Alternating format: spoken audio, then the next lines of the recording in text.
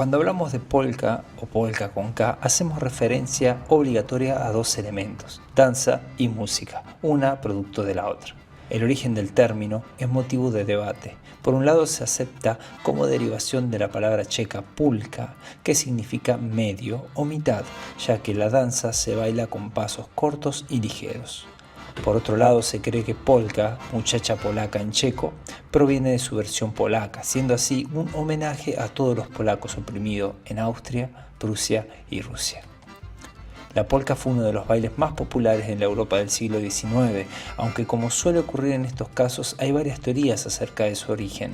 La más extendida es que como expresión de baile o danza popular se ve surgir en Bohemia, antiguo imperio austríaco, en 1830, popularizándose en la capital Praga alrededor de 1835.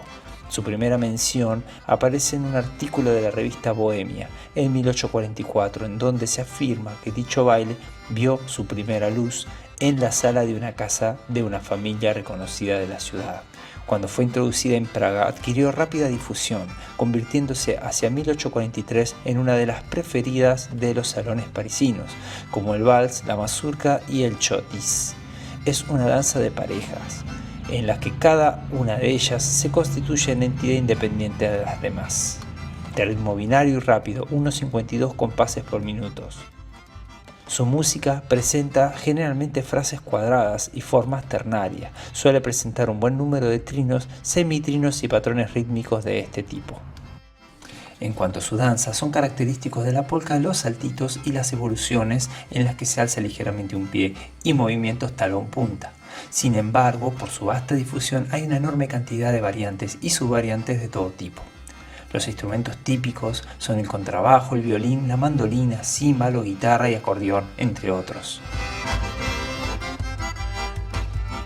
Pero ¿quién mejor para hablar de estos temas que un experto? Estuve con el licenciado Cristóbal Antonio Kunix, de nacionalidad polaca, profesor de la Facultad Nacional de La Plata y director del Coro Municipal de La Plata, actualmente jubilado.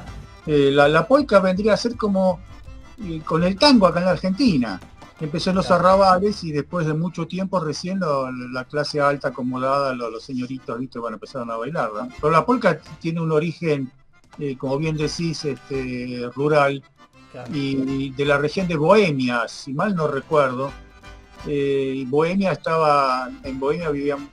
no había una frontera definida todavía, ¿no? Sí. Segunda mitad del siglo XIX, 1860, 70, por ahí, se descubrió, digamos, existía de mucho antes, ¿no? Más todavía, el ritmo de polka 2x4 y bien marcado, como se hace ahora, nosotros en la facultad, cuando yo era alumno, todavía lo escuchábamos, yo por lo menos me daba cuenta, ¿no? Que en la música renacentista, en la música de Polonia, existía, no se llamaba polka, por supuesto, ni tenían los instrumentos que tienen ahora, pero el ritmo interior, y cuando lo escuchaba, digo, esto se puede bailar, ¿viste? Sí, y era una polka. Lo que pasa es que, claro, digamos que se oficializó, se empezó a conocer a mediados de la segunda mitad del siglo XIX, ¿no?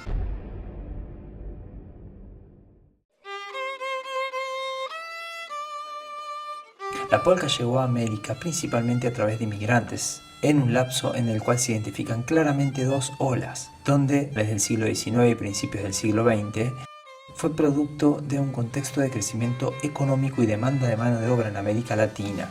Muchos inmigrantes vinieron de Europa, especialmente de países como Italia, España, Portugal, Alemania, Europa del Este, buscando mejores oportunidades económicas y escapando de la pobreza, las guerras y las persecuciones políticas en su país de origen.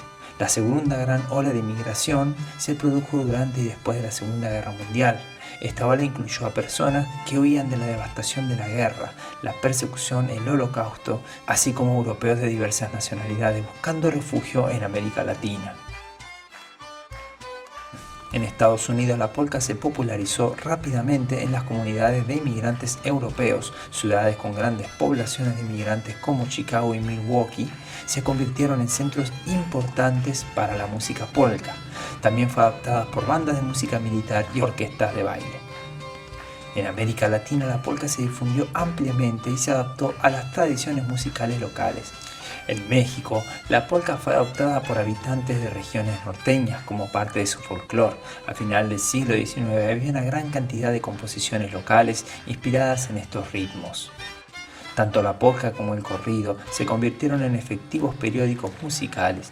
La mayoría de las polcas y corridos revolucionarios tomaron nombre de soldaderas, Adelita, Marieta, Juana Gallo, etc. En Uruguay primero se introduce como danza escénica, pero rápidamente se extiende a los salones de baile de Montevideo junto con otros ritmos novedosos de bailes en pareja. Entre otras se hacen populares la polca canaria, la polca de acordeón, la música de baile en el campo uruguayo como la chamarrita, el gato y la milonga. En Nicaragua existe un género musical de música folclórica llamado polca neosegoviana, junto a la mazurca, el jamaqueño, el palo de mayo. Fue introducida principalmente en la zona central de Matagalpa y Jinotega.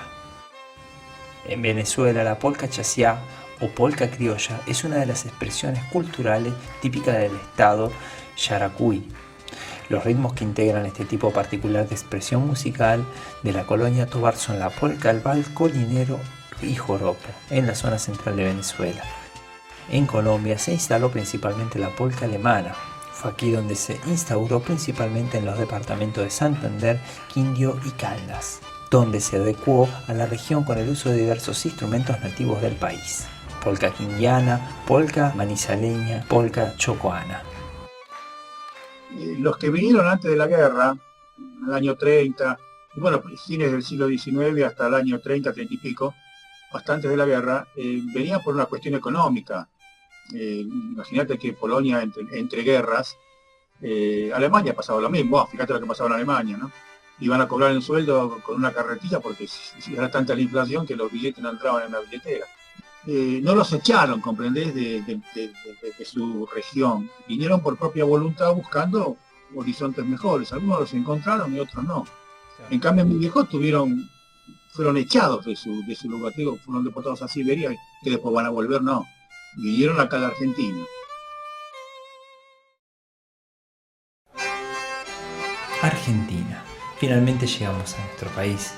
Asimismo dejé Paraguay, ya que está directamente relacionado con la llegada de ucranianos y polacos a nuestro país. A causa de las dos grandes olas de inmigrantes, como vimos en el caso de Cristóbal, la familia se instaló directamente en Buenos Aires, adaptándose al estilo de la época y de la región como el tango. Pero muchos inmigrantes se instalaron primeramente en Paraguay, en colonias donde mantenían sus tradiciones, música, danzas y costumbres, para posteriormente y después de varias décadas, muchos de ellos venir a Buenos Aires, trayendo consigo todas aquellas tradiciones. Pero qué mejor para hablar de este tema que alguien cuya familia vivió toda esa parte de la historia. Es el caso de Miriam Chechek, mi mamá, hija de ucranianos inmigrantes. Mis abuelos, de parte de mi mamá, mis abuelos maternos, vinieron de Ucrania. Mi abuelo se llamaba Iván Lachowicz y mi abuela se llamaba Paraska Filiponiuk. Ellos vinieron de Ucrania y fueron a vivir a Paraguay, a una colonia que se llama Capitán Miranda, cerca de Encarnación, en una chacra. Trabajaban en el campo.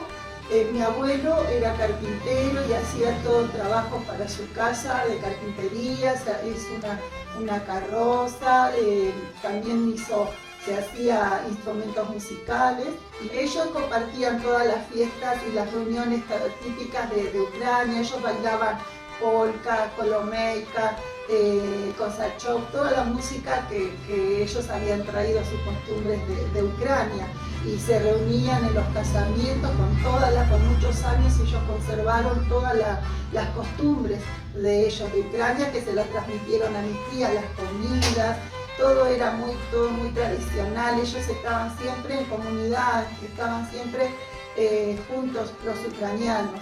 Era como una manera de compartir, de no sentirse solos. Y mi papá vino a Argentina, que tenía 18 años, vino solo, siempre estaba cerca de una comunidad ucraniana. Ellos estaban en Lomas de Zamora, tenía la hermana de él, estaba en Lomas de Zamora, otro en Lavallol, después se casó con mi mamá y bueno, ya se quedaron siempre acá en Argentina. Con el paso de los años se fue perdiendo la costumbre de cantar y tocar en fiestas tradicionales. Esto debido a que la generación siguiente no mantuvo la costumbre de aprender a tocar instrumentos y de cantar las canciones populares. Sin embargo, gracias a la tecnología se pudo hacer grabaciones de las canciones que finalmente se podían seguir reproduciendo en las fiestas. A medida que nos casamos, ya que entonces ya no eran todos ucranianos, había argentinos, los esposos, las esposas, empezó a perder eso de que nos hablen en ucraniano porque no estaba bien por respeto a los novios, novia o esposos. Entonces de a poco se fue perdiendo eso. Entre los primos ya no era así. Cuando ya eran gente grande, que empezaron ya los hijos con nietos y todo, entonces empezaron ya ellos a hacer música, que yo ya se empezó a bailar cumbia, otro tipo de música. Después, bueno, cuando hubo discos, por ahí si alguno conseguía, entre ellos el de Chango Spasiuk, fue todo un acontecimiento, fue como recordar todo eso, y bueno, ya muchas de mis tías de la familia no estaban, pero los que llegaron a poder compartir eso fue como volver a revivir todo lo que ya hacía un tiempo que no se compartía. Una figura influyente de este estilo musical fue Horacio Eugenio Spasiuk, hijo de ucraniano, compositor y acordeonista de chamamé principalmente, con fuerte influencia de la polka.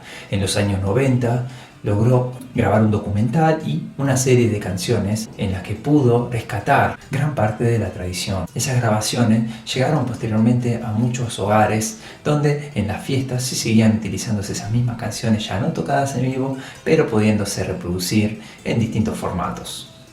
Entre las canciones que destacaron en la grabación tenemos la polka rural, en la que utilizan un címbali, un instrumento de cuerda tocado percusivamente construido por ellos mismos. Además de canciones populares de autores desconocidos, pero que se mantienen frescas en su memoria y en las generaciones.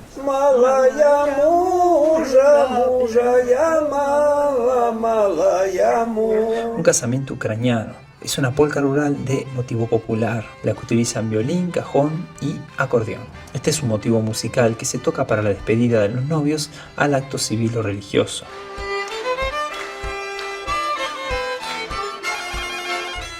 Dzień dobry, que en polaco quiere decir buen día, o Dobry Day en ucraniano, se conoce con ese nombre al tema musical con el que se recibe a los novios a las fiestas de casamiento.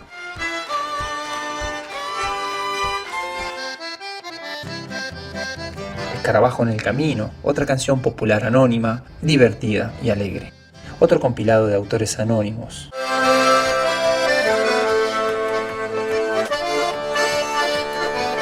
Y varias canciones más como La alegría que hace llorar, una canción popular, Starosta, El padrino, Yoti de la luna, otra recopilación, Fiesta en domingo, Haz de basto, Yosef, que significa José, Ivanko, que significa Juancito, Historia de un violín y varias canciones más.